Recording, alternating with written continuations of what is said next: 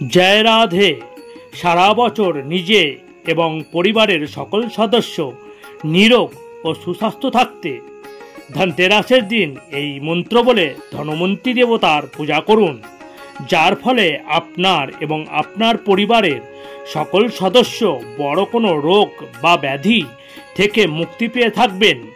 কারণ বলা হয় সমুদ্র মন্থনকালে ভগবান নারায়ণের অবতার এই ধন্বন্তরী দেবতার আবির্ভাব হয়েছিল এবং যাকে আমরা দেবতাদের চিকিৎসক বা ডাক্তার বলে থাকি, যা এই ধনতেরাসের দিনই ভগবান আবির্ভূত হয়েছিলেন। তাই এই ধনবন্তী দেবতার এই দিনে পূজা করলে আপনারা কিন্তু এই বিভিন্ন রোগ ব্যাধি থেকে মুক্তি পেয়ে থাকবেন। আর এই পূজা কিভাবে করবেন এবং সঠিক সময় বা সব কিছু এই চ্যানেলের বড় ভিডিওতে দেওয়া আছে, পারলে দয়া করে দেখতে পারেন। এই বলে আমার ভিডিও শেষ করলাম। ধন্যবাদ।